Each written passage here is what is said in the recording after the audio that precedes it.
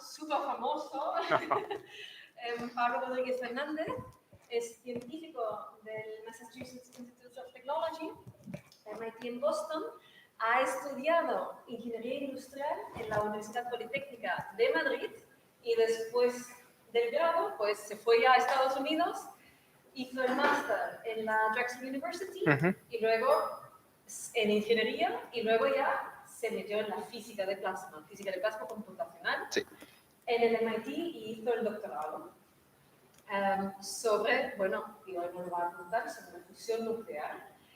Ha ganado numerosos premios y, bueno, si ponéis su nombre en Google os van a salir un montón de entrevistas.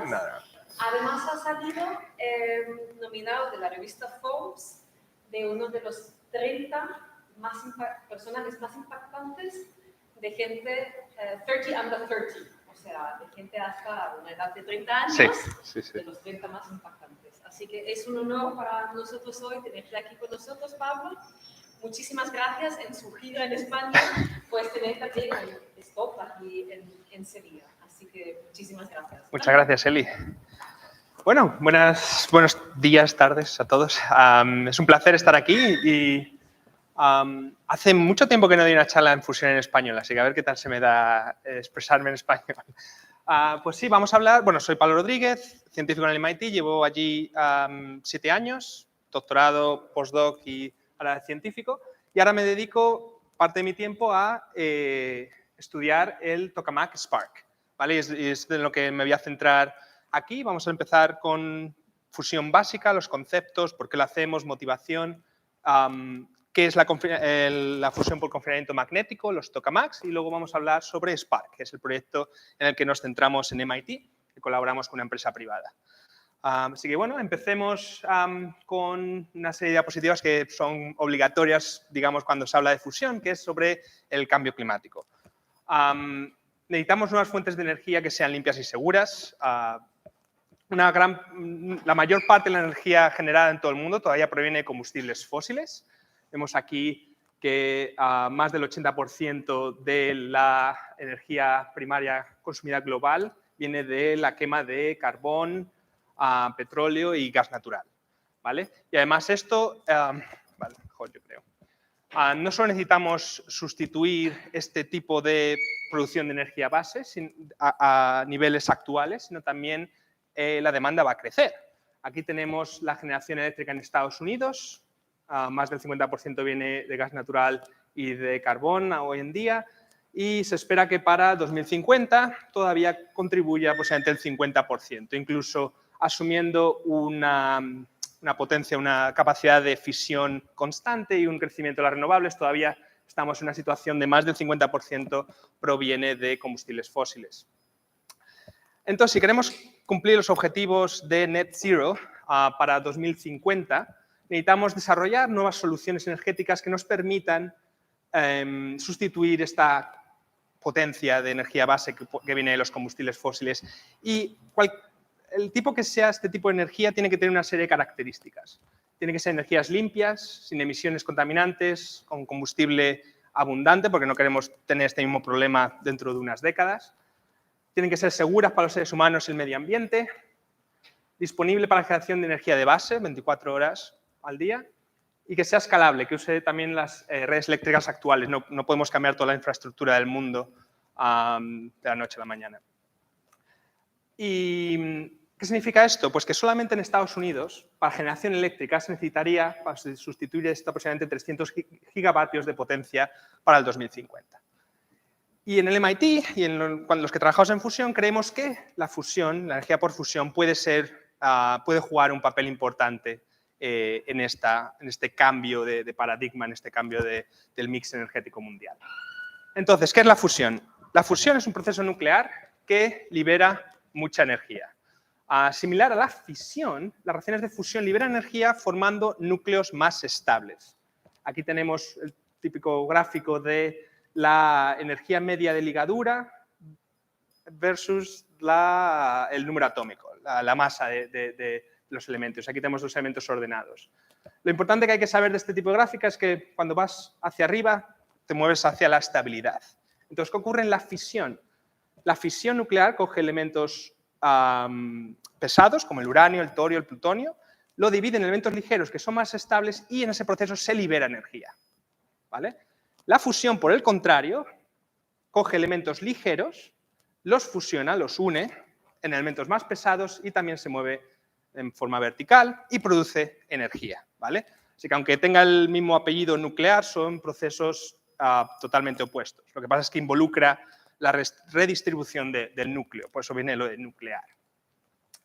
¿Qué ocurre? Que cuando queremos poner dos elementos, dos núcleos, en este caso de hidrógeno, juntos para que se fusionen, estos núcleos están cargados tienen la misma carga eléctrica, ¿vale? Carga eléctrica positiva. ¿Y qué ocurre? Pues que hay una fuerte repulsión electrostática entre ellos, es decir, cuando queremos juntarles se repelen, y para que se junten necesitamos que tengan suficiente energía para superar lo que llamamos la barrera coulombiana de repulsión electrostática y que se unan. La fuerza nuclear fuerte sea el factor dominante.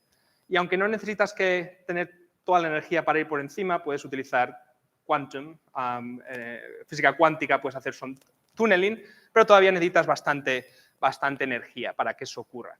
De hecho, una forma de ver cuánta energía se necesita a que estas partículas tengan para que se fusionen, esto se puede ver, por ejemplo, con un parámetro que llamamos la sección eficaz, o en este caso el coeficiente de reacción, de diferentes reacciones de fusión entre diferentes elementos ligeros, en función de la temperatura. Entonces, para tener fusión de manera eficiente, necesitamos normalmente operar aquí arriba, para que las reacciones de fusión sean suficientemente probables.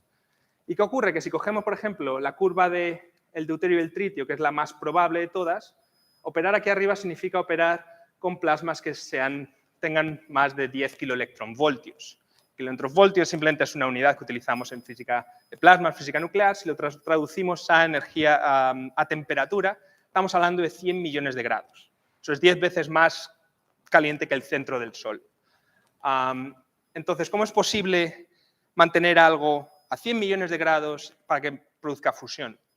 Porque, por supuesto, no puedes poner ningún material físico, sino se derretiría, el plasma no podría existir.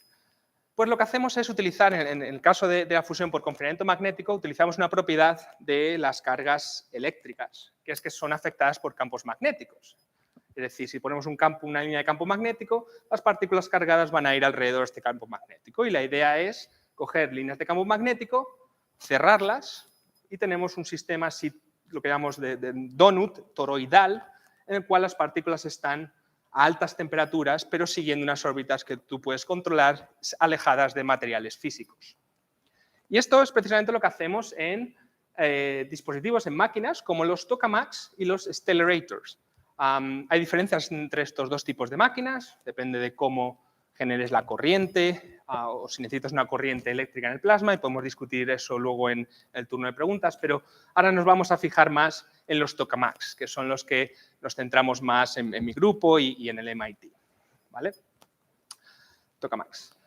Hemos construido y operado estas máquinas y generado plasmas de 100 millones de grados y más desde hace muchas décadas. Tenemos aproximadamente unos 50 operando alrededor del mundo actualmente y se han construido casi 200. Y todos los días se llevan a cabo experimentos de fusión. Esto no es ciencia ficción, realmente creamos estos plasmas, los estudiamos y cada año, a lo mejor lo habéis visto en las noticias, cada año se bate un nuevo récord de duración del plasma, de la temperatura, de la potencia por fusión. Es decir, estas máquinas operan cada día y estudiamos en experimentos cómo se comportan estos plasmas. Pero todavía no tenemos energía de fusión en nuestras redes eléctricas. ¿Cómo es posible que entonces de los años 60 aproximadamente hemos estudiado estas máquinas y aún no lo tenemos en nuestras redes? No podemos producir electricidad por fusión todavía. Bueno, pues porque para que pasemos de experimentos científicos, que es lo que tenemos hoy en día, a sistemas de generación eléctrica, necesitamos, por supuesto, producir más energía, más potencia que la requerida para que funcione el sistema. Este factor que llamamos factor de ganancia ingenieril, Q-engineering, tiene que ser mayor que 1. Y posiblemente un factor bastante más grande que ese. Y nunca hemos conseguido esto. Pero de hecho todavía no hemos conseguido, mirando solamente al balance del plasma, producir plasmas que tener plasmas que produzcan más energía por fusión que la que absorben ellos mismos. Es decir, si tenemos un sistema en el cual tenemos un plasma en el que absorbe energía y produce energía, y luego eso lo utilizas para producir electricidad, todavía no hemos conseguido lograr que el balance neto en este sistema cerrado del plasma en fusión por confinamiento magnético sea positiva, sea produzcamos net energy. Y a lo largo de los años nos hemos acercado a este break-even point que llamamos de la ganancia igual a 1, en el cual produce la misma cantidad que absorbes en el plasma, ¿vale? Y el récord lo tiene JET, el JET Joint European Torus en Reino Unido, que en 1997 alcanzó transitoriamente el valor Q, de Q plasma, de un 60%, 0,6. Lo consiguió transitoriamente. Y en el 2021 no batieron ese récord, pero mantuvieron estable durante 5 segundos, precisamente, la producción de fusión y energía de fusión integrada en el tiempo, el récord mundial. Consiguieron hace un año. Entonces, esto es, claro, el récord de la eficiencia energética, de la fusion gain, ganancia de fusión, es de los años 90. Entonces, ¿qué está pasando? Es decir, esto es un showstopper, no podemos seguir. ¿Cómo podemos avanzar y convertir, y hacer que la fusión sea realmente una fuente de energía? Pues resulta, y aquí no me voy a meter en cómo se deriva esta fórmula, pero resulta que puedes escribir fórmulas sencillas para parámetros, por ejemplo, como la potencia generada por fusión, en el cual tenemos una serie de parámetros en un tokamak. Este primer parámetro depende de la física de plasmas y de cuánto riesgo estás dispuesto a tener en tu sistema. Esto, para los que conocen, es la presión normalizada y el safety factor, el factor de seguridad. Luego tenemos un factor geométrico, tenemos el campo magnético a la cuarta potencia y el radio mayor del toro en el tokamak al cubo. Y si nos fijamos solamente en tokamaks convencionales, estos dos factores están bastante limitados, entonces la potencia generada por fusión se nos simplifica a simplemente el cubo del radio, es decir, el tamaño, y el campo magnético. Es decir, si queremos producir energía neta, si queremos producir energía por fusión, necesitamos aumentar uno de esos dos parámetros, o máquinas más grandes o máquinas con campos magnéticos más intensos. Y aunque esto se trata simplemente de la potencia generada por fusión, también puedes demostrar que esto ocurre con parámetros como la ganancia Q o el tiempo de confinamiento, en lo que no me estoy metiendo ahora mismo. Entonces, esto es de manera muy intuitiva, pero si utilizas systems codes, si utilizas simulaciones un poco más rigurosas, llegas al mismo resultado, en el cual máquinas grandes y con campos magnéticos intensos es el camino para producir energía neta. Y es lo que vemos en este gráfico de aquí, en el que tenemos el tamaño, el major radius, el radio mayor y el campo magnético. Y aquí tenemos los contornos de la ganancia por fusión. Y aquí tenemos JET, que consiguió el récord, no llegó al 1, pero se acercó bastante. Entonces, lo que sería ideal es operar con máquinas grandes para que se abriese esta ventana de ganancia positiva, o con campos magnéticos intensos, aquí abajo. La comunidad de fusión ha sabido esto desde hace muchos años, ¿vale? Y allá por los años 90, 2000, desarrolló el tokamak ITER, que se sitúa aquí arriba, el diseño tenía el campo magnético más alto que permitía la tecnología de superconductores. Es decir, esta parte de la gráfica estaba limitada, no se ve muy bien el color, pero bueno, esta parte de la gráfica estaba limitada por la tecnología de superconductores para producir campos magnéticos, ¿vale? Y ITER, por lo tanto, para producir ganancia neta y en particular para producir su objetivo de Q de ganancia de 10, tuvo que ser diseñado con un tamaño muy grande, debido a cuán limitado estaba el campo magnético por entonces. ¿Y qué significa ese tamaño? Significa que ITER es una máquina muy grande, muy costosa, muy compleja. Aquí tenemos el esquema de ITER, el diagrama, y aquí tenemos una persona, un poco para comparar el tamaño. Hoy en día, bueno, es un proyecto internacional, hoy en día está aproximadamente al 80%, creo que más, de construcción, y espera el primer plasma para el 2025, aunque se habla de algunos retrasos, y producir energía neta, introducir tritio en la máquina en el 2035-2036. Es un proyecto muy largo que lleva muchas décadas y mucha inversión para hacerlo posible. Y el camino hacia la fusión comercial de esta manera, siguiendo este camino, empezamos con los experimentos actuales que tenemos alrededor del mundo. Tenemos aproximadamente 50 tokamak que hemos hablado antes, donde estudiamos la física y el funcionamiento de estos reactores y donde validamos los modelos físicos. Y nos vamos a mover a ITER dentro de poco, donde se va a demostrar energía neta en el plasma, ¿vale?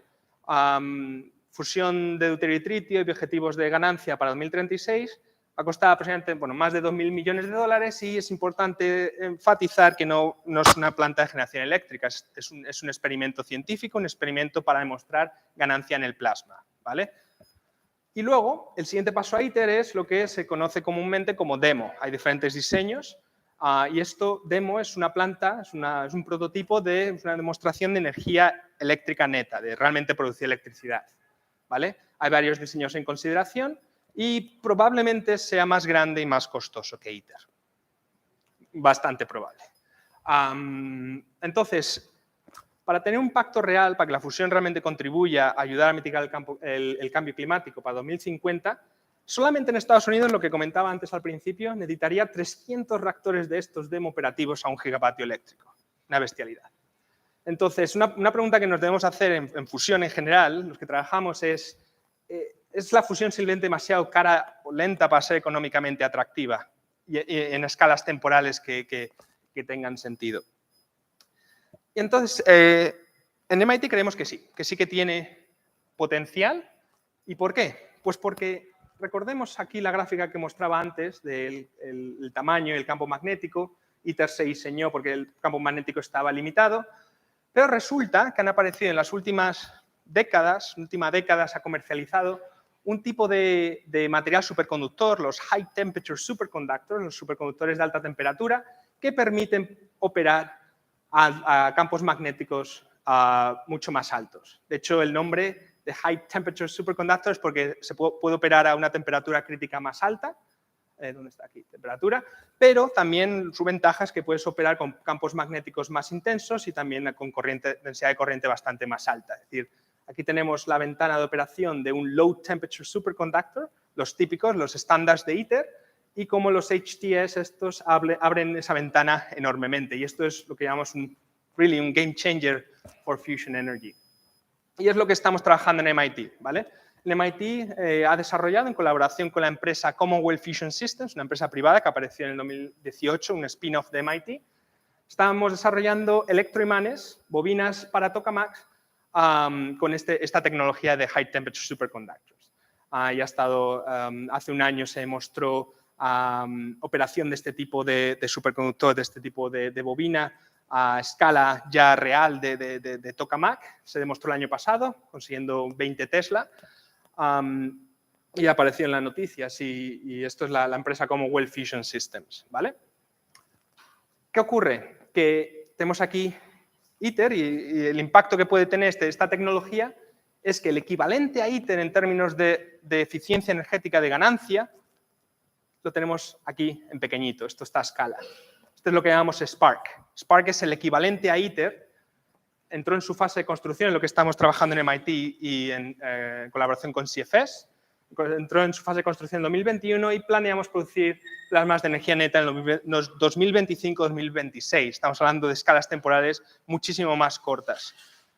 Se puede hacer al poder hacerlo a una escala mucho menor, ¿vale? Y para que veáis que esto no es simplemente en papel, es decir, esto está ocurriendo de verdad. Esto no se ve muy bien, pero aquí estoy yo, en abril del 2021, donde se planeaba empezar la construcción, donde iba a ir el tokamak. Unos meses después ya se desalojó la zona y aquí se puede ver incluso la estructura del basement del tokamak. Y más reciente, aquí tenemos el edificio de CFS, donde en el centro es donde se está construyendo Spark, básicamente. Es decir, este proyecto está bastante avanzado y creemos que para el 2025 podamos producir el primer plasma, first plasma. Y bueno, ¿Qué es Spark? Pues Spark es una máquina de fusión compacta que utiliza altos campos magnéticos de energía neta y que operará realmente con deuterio y tritio. No es en plan una ganancia neta equivalente, realmente vamos a producir potencia por fusión. El concepto inicial se presentó a la comunidad de fusión en la Annual American Physical Society en el 2018. La versión segunda, V2, de Sparks, se estudió a fondo y fue revisada por pares. Se publicó en el Journal of Plasma Physics en el 2020, que es en una serie de papers, 7 artículos con 47 autores y 12 instituciones. Es decir, la física de Spark la hemos estudiado a fondo y ha sido revisada por la comunidad de fusión. Y bueno, pues estuvo en MIT News, New York Times, incluso apareció en uno de estos late night shows en Estados Unidos. Se ha estado hablando bastante sobre este proyecto. Y después de demostrar la operación de estas bobinas superconductoras en el 2021, en septiembre, unos meses después, CFS captó casi 2.000 millones de inversión en su serie B de Venture Run, esto todo es private, es capital privado, para financiar la construcción de Spark y también para empezar a trabajar en el diseño de una planta piloto, porque como vamos a ver en breve, Spark es como ITER, no va a producir electricidad, va a demostrar operación con plasmas de energía neta y la operación con estos electroimanes, pero no va a producir electricidad todavía. El siguiente paso está en diseño y viendo cuál es el punto óptimo. Y esto es algo que se está empezando a financiar, este trabajo está empezando gracias a esta financiación también. Entonces, el diseño de Spark se fundamenta en regímenes de plasma conocidos. Eso es, digamos, lo fundamental de nuestro proyecto. Se basa en gran medida en el diseño de ITER y otros tokamaks convencionales, ¿vale? Es decir, se basa en conocimiento que hemos adquirido a lo largo de los años, en tokamaks convencionales con alto campo magnético. Bueno, tenemos algunos datos, por ejemplo, la 14CMOD, que operó con altos campos magnéticos en el MIT, calentados por ICRF, por Ion Cyclotron Frequency, Wave Heating y con paredes de tungsteno. Y aquí tenemos las cross sections de diferentes dispositivos y el de Spark aquí, para que veamos que en términos de tamaño es un tokamak bastante compacto, es decir, tiene un rendimiento mucho mayor que otros dispositivos gracias al campo magnético, pero en términos de tamaño es bastante parecido a otros tokamaks que se han construido alrededor del mundo. Es más pequeño que, por ejemplo, JET en Europe y es de aproximadamente el tamaño de estos dos en China y en Corea, de East y K-Star. Y además, los plasmas de Spark son adimensionalmente similares a similares a los de JET, a los de otros tokamaks. Aquí no me voy a centrar en explicar cada gráfico, pero aquí tenemos diferentes parámetros, datos experimentales en tokamaks que hemos tenido alrededor del mundo y donde se sitúa Spark en rojo. Es decir, estamos operando adimensionalmente en términos, por ejemplo, en colisionalidad, en Q95, densidad normalizada, presión normalizada y radio de giro de las partículas también normalizado, dentro de las bases de datos que ya conocemos. Y esto nos da bastante fiabilidad de que los plasmas que esperamos que ocurran en Spark los entendemos bastante bien, la física que ocurre en esos plasmas. Entonces, estos son los parámetros de Spark, es lo que llamamos la tarjeta de bienvenida de un tokamak, los parámetros más básicos, y vamos a ir uno a uno viendo qué significa que Spark tenga estos parámetros. El primero es el radio mayor, que es de 1,85 metros. ¿Esto qué significa? Esto es una máquina, en términos de tokamaks que se han construido alrededor del mundo, de tamaño mediano. Y tiene la ventaja, comparado con máquinas grandes tipo ITER o incluso JET, que es más barata y más rápida de construir, el poder hacerlo de tamaño compacto. Esto es el radio menor del toro, es decir, el tamaño realmente del plasma. Y esto, ¿qué significa? Que la relación de aspecto entre el menor y el mayor es estándar, es un tokamak convencional. No esperamos sorpresas en términos de la física de plasmas en Spark. Y aquí es donde ocurre todo lo interesante, la magia. Es que esto es un campo magnético sin precedente a este tamaño. Estamos hablando de 12,2 Tesla en el centro del plasma. Nunca hemos operado con plasmas con tan alto campo magnético a este tamaño. Es donde, por lo que tenemos este rendimiento mayor. Está la corriente eléctrica, 8,7 megaamperios. ¿Y qué significa esta corriente eléctrica? Que si lo normalizamos utilizando parámetros de física de plasmas, a lo que llamamos el factor de seguridad, es el mismo factor de seguridad que ITER, alrededor de 3, muchos tokamaks convencionales que hemos operado a lo largo de los años. No esperamos tener ningún riesgo extra comparado con lo que ya conocemos. Está la densidad normalizada, 0,37. Esto es una densidad normalizada bastante baja, comparado con, por ejemplo, con la operación base de ITER. ¿Y esto qué significa? Pues que esperamos menos riesgo de inestabilidades, de disrupciones, cuando lo comparamos con máquinas que operan cercanas al límite de densidad normalizada. Aquí tenemos la potencia de ondas, 11 megavatios. Esto es una potencia externa que le damos al plasma, que es razonable. Hemos operado tokamaks con bastante más potencia, así que sabemos cómo hacerlo. Y por último tenemos aquí los parámetros geométricos, la elongación y la triangularidad. Es una geometría estándar, no hemos hecho nada extra, son parámetros que sabemos cómo producir. Entonces, con esta diapositiva bastante compleja y larga, lo que quiero decir, el mensaje que quiero comunicar es que la física de Spark es bastante conocida, no estamos tomando ningún riesgo extra a la hora de diseñar la máquina que opere con ciertos plasmas. Es decir, son bastante conocidos. Entonces, ¿cómo nos aseguramos de que Spark va a producir realmente una ganancia neta, va a producir energía por fusión? Entonces, este es el campo en el que yo trabajo. Es decir, hasta ahora ha sido un poco overview, un poco resumen.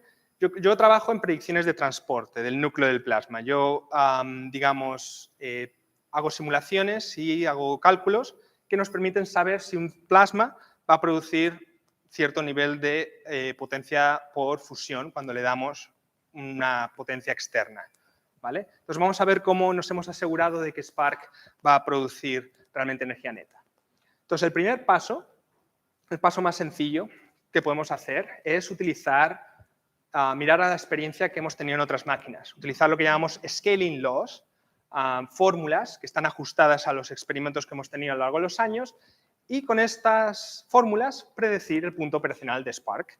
Y esto es, por ejemplo, un parámetro bastante conocido, el Energy Confinement, el tiempo de confinamiento de energía, en el cual tenemos aquí una fórmula, una regresión con parámetros, estos parámetros ingenieriles de los que he hablado antes, como el campo magnético, tenemos por aquí, la corriente, etcétera. Y con esto predecimos cuál va a ser el tiempo de confinamiento en Spark y podemos predecir cuánta energía por fusión va a producir. Y aquí tenemos también la regresión con los puntos experimentales que se han llevado a cabo a lo largo de los años y el punto de Spark está dentro de la base de datos en términos de qué tiempo de confinamiento esperamos. Y si ponemos todo esto junto a otros límites de operación de plasmas, si utilizamos cosas como la potencia que necesitas para producir ese plasma o los límites de densidad, límites de presión, nos encontramos con lo que llamamos popcons, que esto se llaman los contornos de operación de plasmas. No voy a explicar aquí cada línea, pero esta ventana que tenemos aquí amarilla es la ventana de operación de Spark. Aquí tenemos densidad y temperatura y podemos operar, en este caso en H-mode, en esta ventana. Y la máxima ganancia está en este punto que predecimos con estos modelos que puede producir una ganancia de hasta 11. Es decir, le metemos al plasma unos 10 megavatios y creemos que es capaz de producir 110 megavatios de fusión, utilizando simplemente regresiones experimentales. Pero claro, esto hay que tener cuidado porque en términos del campo magnético y de la corriente estamos extrapolando. Entonces es bueno utilizar simulaciones que no están basadas simplemente en datos de experimentos que hemos tenido alrededor del mundo. Entonces el siguiente paso que hemos tomado es simular la evolución del plasma con modelos físicos reducidos y rápidos de lo que llamamos la turbulencia del plasma. Esto es lo que llamamos modelado integral, en el cual tenemos un plasma en el que le metemos potencia, en este caso tenemos aquí la antena de ICRF, y utilizamos modelos que nos permiten calcular dónde esa potencia se va a absorber en el plasma, en este caso tenemos aquí absorción en el centro, y utilizando modelos de transporte podemos predecir cuál va a ser el gradiente de temperatura y de densidad que, digamos, transporta esa potencia en estado estacionario. Entonces, podemos predecir cuál va a ser la temperatura, el perfil de temperatura en el radio, estamos hablando de radio normalizado, la temperatura que va a alcanzar. En este caso, estamos hablando de unos 20 kiloelectronvoltios en el centro, temperatura media de unos 8 o 9 kiloelectronvoltios. Y este tipo de simulaciones las realizamos con códigos, por los que conocéis sobre el tema, códigos como TGLF o QualiKeys, son códigos que son rápidos de correr porque lo que hacen es resolver el sistema lineal de las microturbulencias que se esperan en ese plasma y utiliza fórmulas para predecir cuál va a ser el flujo de calor que esas inestabilidades van a transportar. Y utilizando estos modelos físicos, que son reducidos, porque todavía esto es una fórmula que tenemos que ajustar, calculamos una ganancia de 9. Que en física de plasmas, en física de plasmas normalmente tenemos incertidumbres bastante grandes. Entonces, predecir con un método, el primero, que es puramente empírico, producir una predicción de 11 y con un modelo totalmente independiente basado en la física producir 9, nos da bastante confianza, fiabilidad de que vamos a producir plasmas que estén en estado de burning, que estén produciendo energía neta y que se autocalienten además. Y ahora el último paso, el tercer paso, es olvidarnos sobre estos modelos reducidos e ir directamente a simulaciones de primeros principios, de lo que llamamos girocinética. Y esto es la primera vez que se hace en la historia porque hemos desarrollado un método que permite realizar estas simulaciones muchísimo más rápido que antes, sin hacer reducciones a la física que estamos simulando, y por primera vez hemos simulado perfiles de temperatura y de densidad directamente con girocinética. Esta simulación nos llevó aproximadamente 8 millones de CPU hours en un superordenador en Estados Unidos, bastante costosa, pero es aproximadamente un factor de 10 más barato que lo que antes se podía hacer, por eso nunca se había hecho. Y con esto calculamos, simulamos un factor de ganancia de 8. Es decir, hemos bajado un poco, ¿no? De 11, 9, 8, pero el 8 ya esto es lo más high fidelity que se puede hacer en términos de turbulencia en plasmas, ¿vale? Y además esta misma técnica, estos mismos modelos, los estamos validando en experimentos alrededor del mundo, porque yo no solo trabajo en Spark, de hecho estoy trabajando en Spark solo el 50% de mi tiempo, el resto hago validación en otros experimentos, y estamos prediciendo perfiles de temperatura e intensidad en tokamaks como por ejemplo D3D en San Diego, California, o JET en Reino Unido, tenemos colaboraciones en los que tenemos datos, medimos densidad y temperatura y lo podemos comparar con nuestras simulaciones, estas de primeros principios que hemos conseguido que sean computacionalmente viables.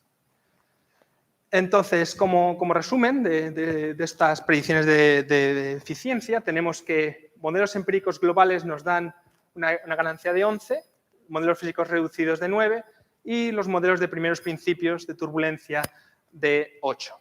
Y el mensaje que quiero comunicar con todo esto es que todos los modelos de transporte indican que Spark creará plasmas con ganancia de fusión mayor que su misión, que por cierto su misión es conseguir break-even, es decir, más energía que la que ponemos, pero también producir más ganancia de fusión más de 2. ¿Vale? Pues hemos diseñado la máquina tal que su punto de operación es mucho más grande para tener este factor de seguridad. ¿Vale? Y este es el camino que proponemos, es decir, muy parecido a lo que estábamos hablando antes de ITER demo. Lo que tenemos es Spark, que es el equivalente a ITER, que queremos demostrar energía neta en el 2025 gracias a la tecnología de superconductores que hemos desarrollado con la empresa privada. Y luego nos queremos mover a ARC, porque lo mismo que hemos dicho antes de ITER, Spark no va a producir electricidad y no va a tener los sistemas necesarios para producción de tritio, para producción de electricidad y todo esto. El siguiente paso, ARC, sí que tendrá estos sistemas porque realmente es demostración de energía eléctrica y esperamos tener un ARC listo para la segunda mitad de la siguiente década, 2035 más o menos. Es difícil saber realmente cuál es la fecha, pero creemos que se puede hacer las cosas mucho más rápido gracias a poder construir máquinas mucho más pequeñas y compactas. ¿Vale? Esa es la idea. Y bueno, y una pregunta que uno se puede hacer es ¿por qué necesitamos Spark o por qué necesitamos ITER? ¿Por qué no vamos directamente a construir ARC o Demo? Bueno, no debemos olvidar que el objetivo final es generar electricidad. Queremos tener una planta de fusión que se pueda conectar a un ciclo termodinámico en este caso y producir electricidad. Lo que ocurre es que cuando miramos a cualquier parámetro de interés o variables del plasma, los experimentos actuales se sitúan aquí abajo y las incertidumbres para una planta de fusión, para un reactor, son bastante grandes esta extrapolación. Entonces, lo que queremos hacer es con Spark hacer una serie de experimentos que nos permitan encontrar soluciones a retos que todavía tenemos para saber cuál es el punto óptimo de operación de ARC. Entonces, el objetivo de Spark es servir como puente entre los experimentos actuales y una planta de generación de potencia eléctrica. Y bueno, eso es todo. Sí, un poco antes de lo previsto, pero así tenemos tiempo para preguntas y conversación. Así que si queréis saber más sobre Spark, aquí tenemos unos papers que son overview de la máquina. Y si quieres saber más sobre transporte, que es lo que trabajo yo, aquí también tengo algunos papers específicos para Spark. Así que muchas gracias por la atención.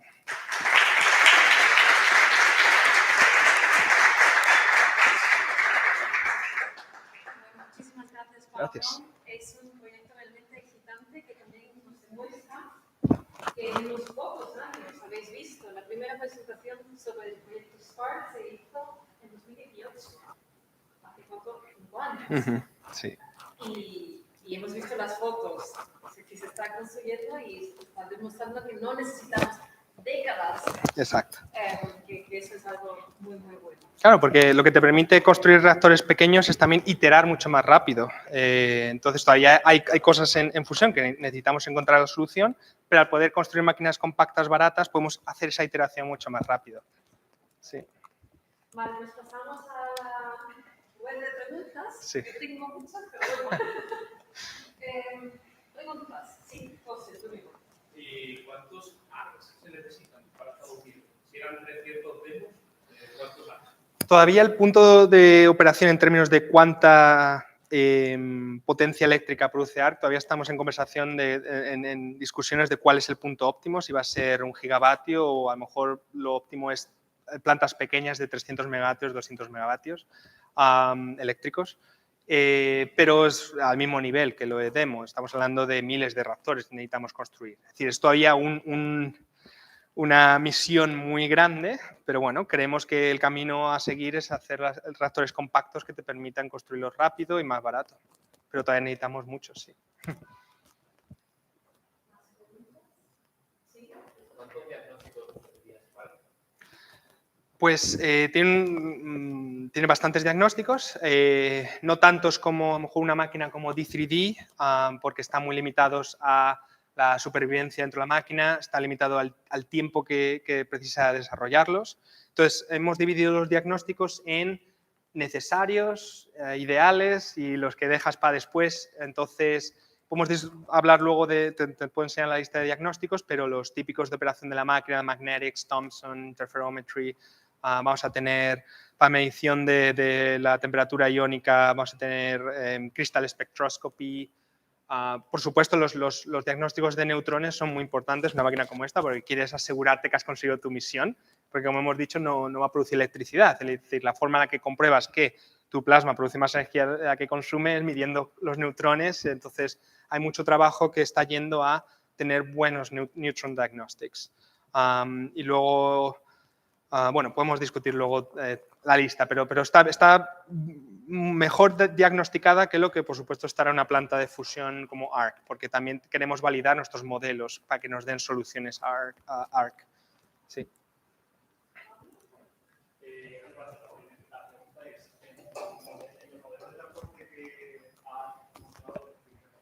Sí.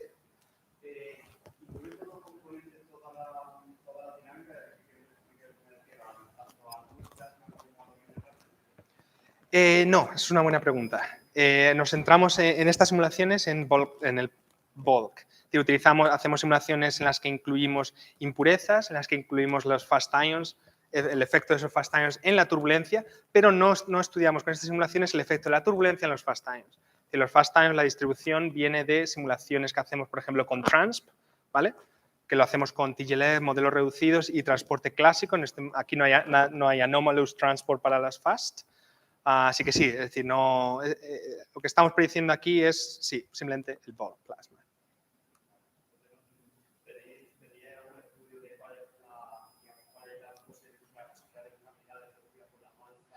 Eso es algo... Sí, no, eso es un campo en el que nos vamos a centrar ahora cada vez más. Es decir, hay un grupo en el MIT que ha aparecido, ha empezado hace unos pocos meses, liderado por Alex Tingley, y que se va a centrar en estudiar este tipo de efectos, de Albina, Eigenmodes y otro tipo de inestabilidades en las alfas, por supuesto. Lo que sí que hemos mirado más, porque era algo crítico para el diseño, es las pérdidas por ripple losses del toroidal field coils. Eso sí que se ha mirado con simulaciones con ASCOT, con Spiral, y eso... ¿Por qué? Porque eso sí que puede llevar a cambios de diseño, por eso se ha hecho antes. Ahora, todo lo demás de las pérdidas de alfas y todo eso es interesante y es necesario, pero no va a cambiar el diseño realmente. ¿El qué?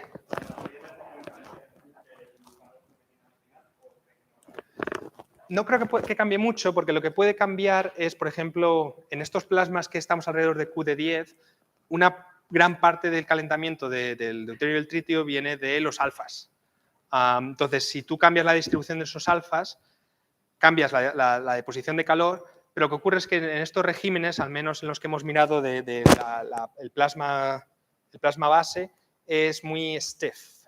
¿Qué significa? Que realmente no le afecta tanto dónde pones el calor, ¿vale? Porque ya está muy limitado a las inestabilidades, en este caso de Ion Temperature Gradient Driven Instabilities. Entonces, no creo que cambios en la distribución de las alfas cambien esta respuesta. Ahora bien, si me dices que si hacemos simulaciones y resulta que se escapa realmente del plasma a 30%, 40%, ahí así. Pero eso queda por ver. Sí.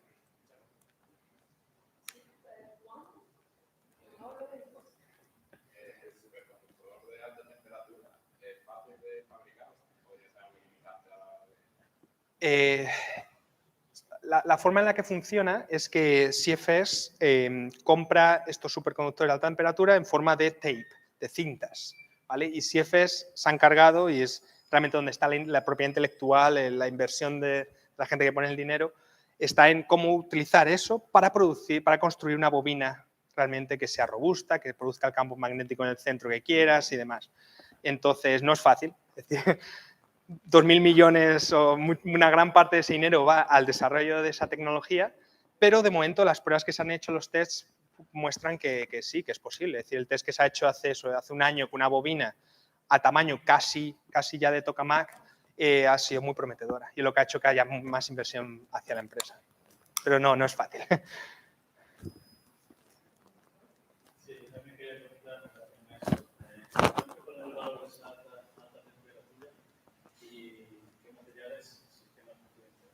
Vale, material.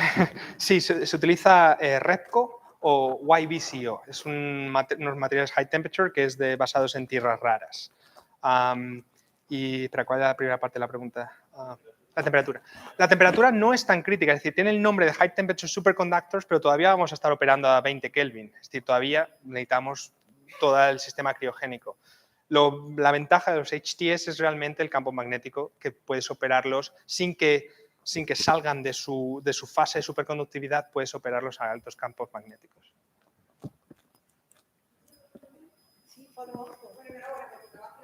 Gracias. Sí.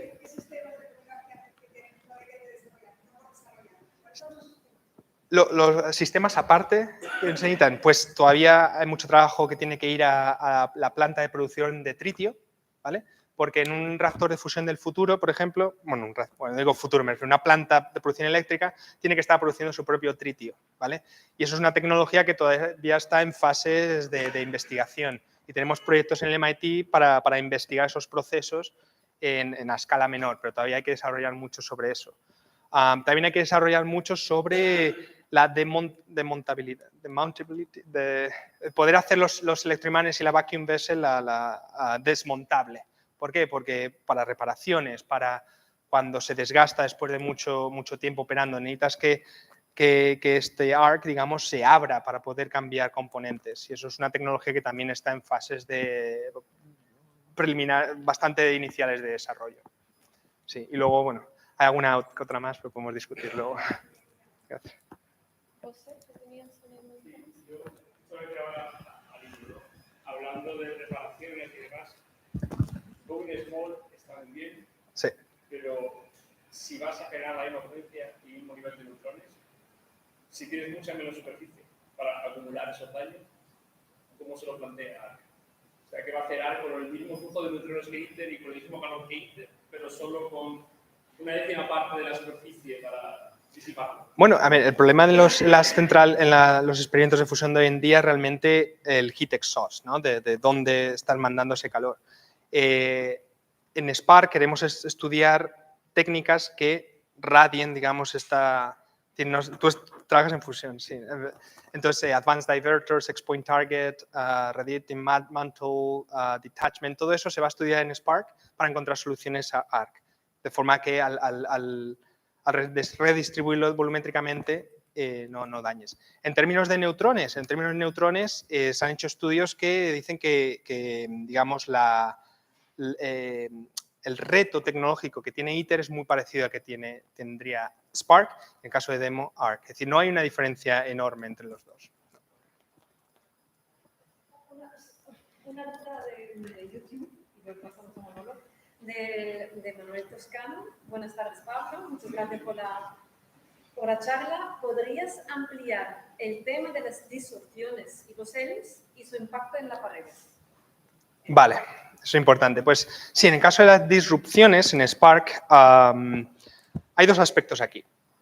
Bueno, como resumen, una disrupción es una inestabilidad macroscópica que, digamos, que hace que la energía del plasma se desvanezca, es decir, se disipe.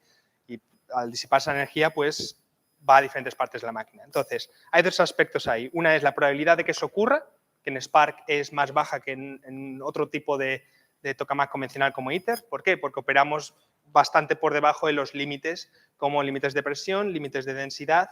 Límites de corriente estamos ahí, es decir, es el más peligroso, pero en términos de probabilísticamente estamos hablando de una probabilidad mucho más baja. Ahora bien, si ocurre, pues tenemos sistemas de mitigación, tenemos Massive Gas Injection, que es un tipo de mitigación en el cual cuando predices que la disrupción va a ocurrir, lo que haces es meter al plasma partículas de densidad para que distribuyan volumétricamente la energía térmica que disipa. Y tenemos un equipo de científicos trabajando específicamente en esto y parece bastante prometedora. Eso es en términos de la disipación de energía térmica, de calor. En términos de la disipación de fuerzas electromagnéticas, se está diseñando la máquina para soportar un cierto número de disrupciones. Es un trabajo que lleva muchos ingenieros, muchos científicos por detrás. Yo no trabajo en eso específicamente, así que no puedo dar más detalles, pero la verdad es que todo va bien. Es decir, creemos que no se va a desaparecer Spark en el primer año o algo así.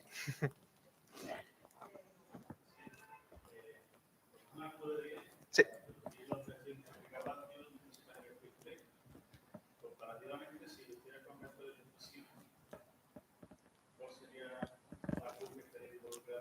Bueno, en un reactor de fisión no le estás dando energía, es una reacción en cadena, es decir, es un Q infinito, sí. ¿Cómo? Sí, vale. Exacto. Exacto. Es difícil saber en este momento porque, por ejemplo, Spark, su objetivo es energía neta, pero como he dicho antes, en el plasma solo, ¿vale? Metemos 10 megavatios, produce 100 megavatios de energía térmica. Todo lo que viene antes de producir esos 10 megavatios, eso no se está considerando aquí, o luego las pérdidas termodinámicas para convertir eso a electricidad. Eso es lo que el siguiente paso ARC va a solucionar. ¿Qué pasa? Que ARC va a operar con factores de ganancia de, a lo mejor estamos hablando de 40, 50, es decir, tienen un factor de ganancia bastante alto para que de forma ingenieril, es decir, cuando tienes en cuenta todas las ineficiencias, sea un balance positivo. Es pronto para saber cómo compara eso en términos de coste de energía necesaria a una planta de fisión, así que no tengo una respuesta ahora mismo, pero estamos en ello, estamos en ello.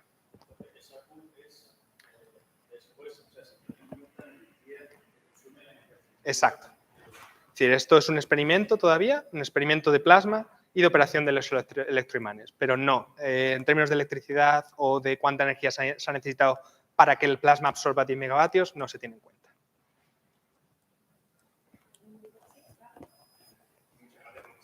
Gracias. Entiendo yo que va a emular a Demo en el sentido de convertirse en una planta piloto. Sí. Que demuestre que se puede, no una suerte de agente energético que sea capaz de competir a términos de costes. Exacto. A 3, a 4. Estás completamente correcto, sí, sí. Es decir, el diseño del primer ARC no va a ser el diseño de las siguientes plantas. Es decir, ARC realmente va a ser todavía, si lo vemos así, un experimento, ¿no? Es un prototipo de que sí va a producir vatios eléctricos, pero para ver cómo todo funciona en conjunto. La planta de producción de tritio, la turbina, todo eso en conjunto. Y luego ya de ahí a comercialización va a llevar más tiempo. Es decir, creemos que se puede tener un prototipo, un ARC, alrededor de eso del 2035, para que la década del 2040 sea la década de la de comercialización. Es la idea que tiene, por ejemplo, la empresa CFS, que es lo que quiere hacer. Sí, ahí está.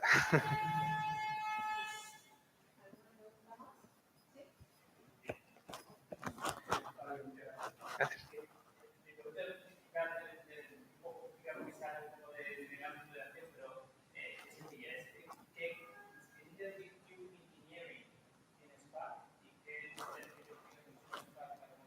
Vale. Eso todavía está en estudio, hasta que realmente no esté la planta criogénica toda lista y todo esto no se sabe. Una estimación es que posiblemente las descargas de Q de 10 sí que sea un Q electric mayor que 1, más o menos. Pero esto es un... No escribáis esto. Esto es mi intuición.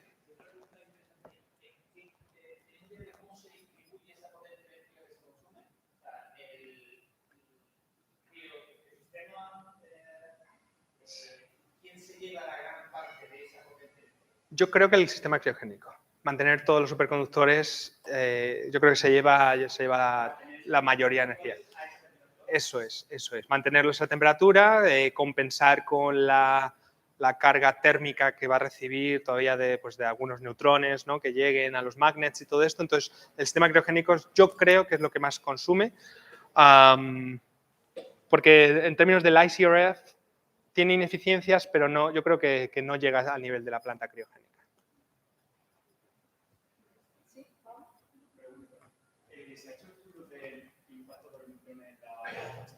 ¿En la qué?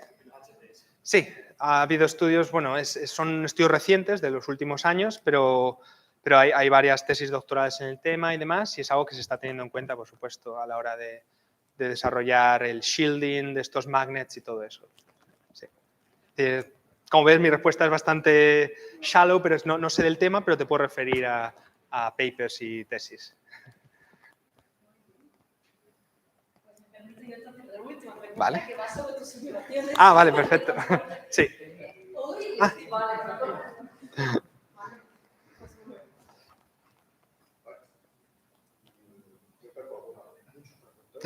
Bueno, yo me reservo la mía. Obviamente no es, pero vamos a ver. Primero decirte que me ha gustado la exposición. Ha presentado al principio una cosa que se echa en falta en general, que es que hay una asociación con el factor Q eléctrico, el factor Q, digamos, científico. Sí, yo suelo hacer énfasis en eso porque es importante. Sí. Pero eso no se dice. En la no lo dice. La web sigue poniendo información que yo califico de señal.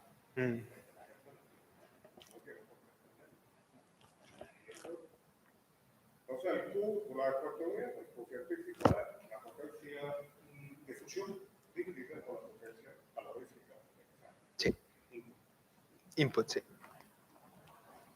Y después el eléctrico es ya.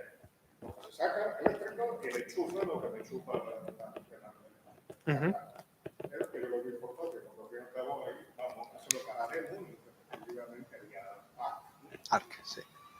Pero la primera cuestión es la potencia de fusión, se refiere a la potencia de energía cinética de los fragmentos o potencia de energía calórica. Cinética de los fragmentos. ¿Sí? Cinética de los fragmentos. Es decir, sí, tenemos neutrones y tenemos alfas y consideramos los 17,4. Sí, sí. Y por eso no me he metido al tema de la ineficiencia de luego transportar, convertir eso en térmica. Y, sí. Es que la gente no entiende eso. Vale. Nosotros sí. Yo lo tengo por escrito por ahí, lo he explicado mejor que puedo. Entonces, cuando se dice potencia de difusión, uno que está en el gremio ya dice energía cinética. Sí. El 20% se lleva al 80% los neutrones más rápido, el 14% menos. Cogen la energía cinética, transforman en energía cinética. Sí, sí, y es algo que es un... La alfa sí, pero los neutrones de 14 menos transforman en alfa. Y por eso es algo que Spark no va a estudiar, pero sí tenemos proyectos en paralelo para estudiar esos temas. Con... Sí.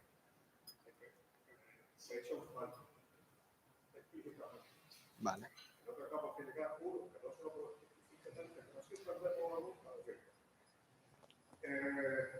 Eso digamos, pero el hecho de que hayan puesto los dos me parece que lo suyo y que había estado por muchos años. Luego, una pregunta que a mí me sorprende, acerca de algo que me sorprende, es que estás trabajando como aquí en Sevilla, he estado en algunos trabajos que tienen más y ya primero se ve que hay un poco más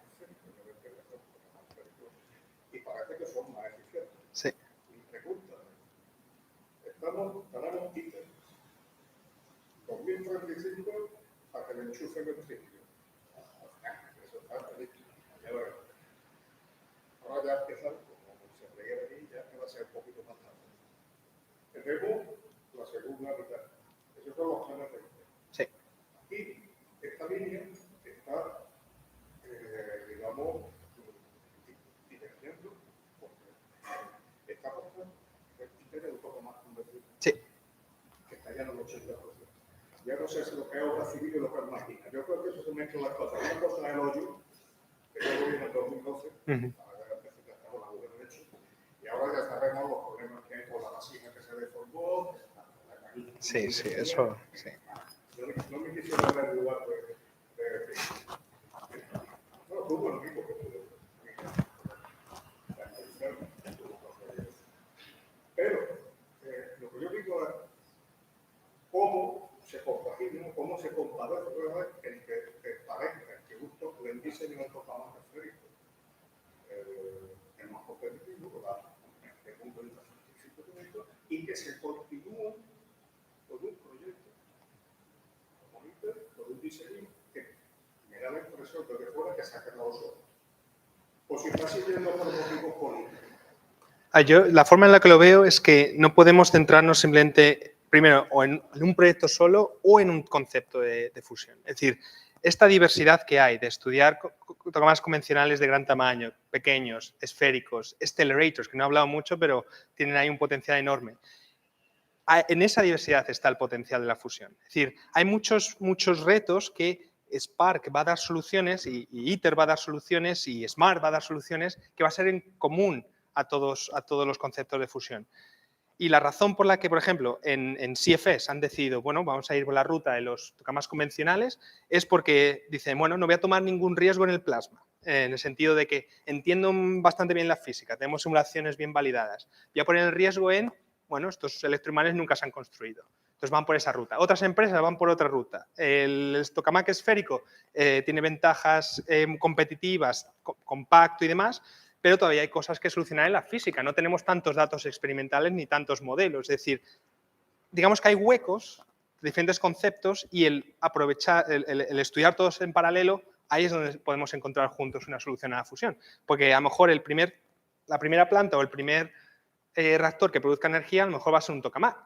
pero a lo mejor en décadas decimos los accelerators han alcanzado el nivel de rendimiento y tienen unas ventajas como el steady state y demás disrupciones que van a convertirse en la planta de fusión del futuro. Es decir, no tenemos soluciones a todo eso, pero queremos investigar todas estas opciones.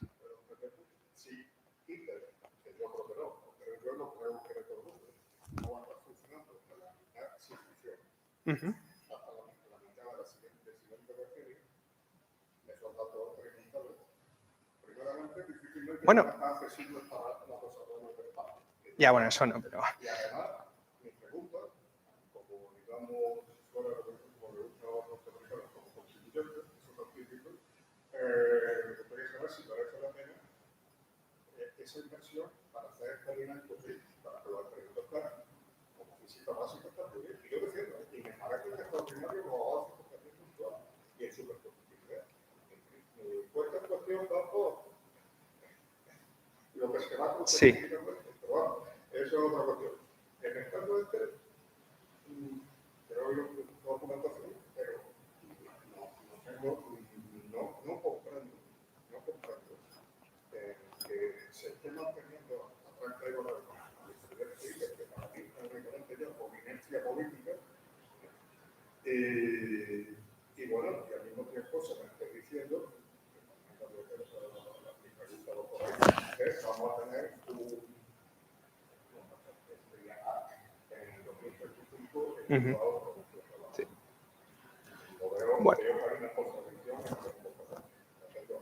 Bueno, algo... Sí.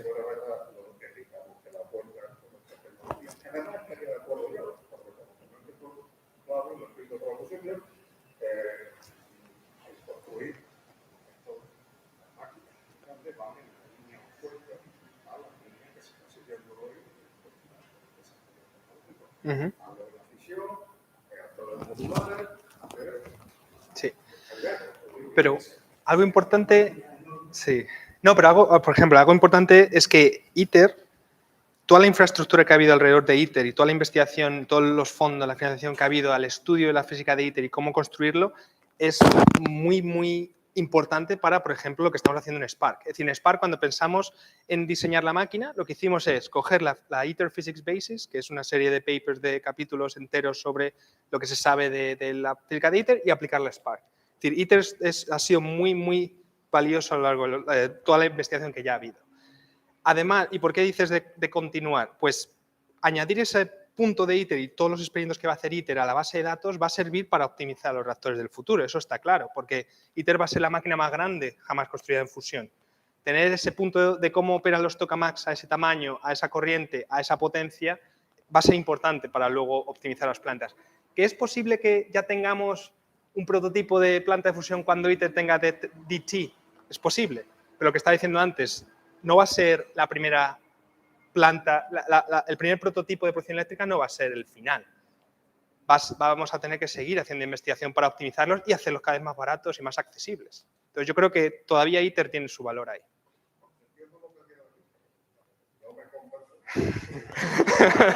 Bueno.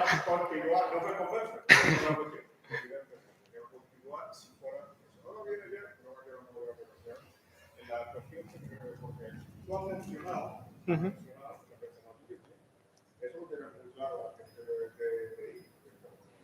Primeramente se va a empezar a funcionar con el hemisferio, Sí. después se va a pasar a la fase de Exacto. Como he dicho, hay que producir por vida.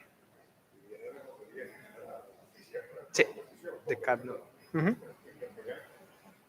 Y al final, la fase siguiente del final de ITER, pues se plantea y hay publicaciones al respecto, por ahí, poner la mantita de litio 6, Sí. que es inconcebible.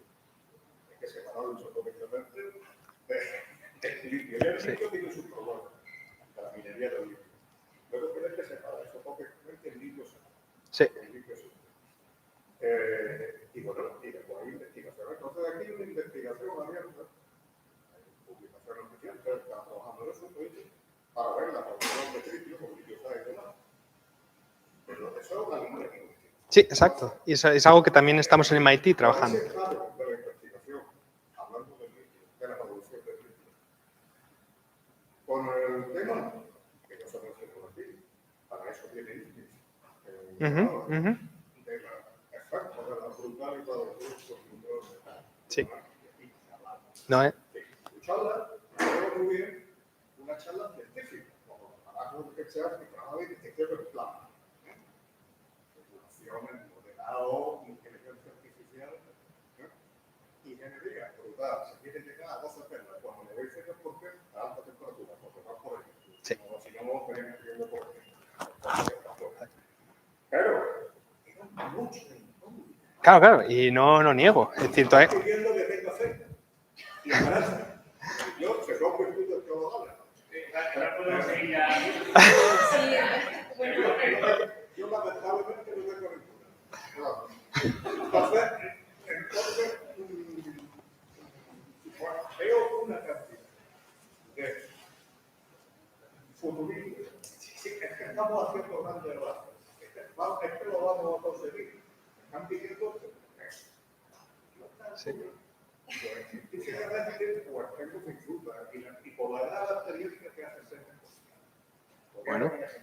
entonces, que muchas de cosas que científicamente están muy bien. Estamos practicando científicos. Tengo uno muy próximo en los aceleradores de partículas. que también son muy Pero que altos, después, también son muy grandes, pero que tenemos después grandes nosotros instalaciones. pero que después no tenemos otra nada. Y ese funciona. Ujú. No es una espina o Sí. porque no solamente que funciona, Claro. tiene que ser más eficiente. Eso es. Y eso es algo que, por ejemplo, la llegada de la inversión privada a la fusión está ayudando a empezar conversaciones con las energéticas. Es decir, ahora mismo tenemos en CFE tienen inversión que viene de las grandes energéticas como Eni, Equinor, están financiando fusión y en CFEs tienen su propio team de business, de realmente hablar con el cliente, los futuros clientes, para ver qué necesitan y cuáles son las ramas en las que tenemos que fijarnos más. Ahí está. Y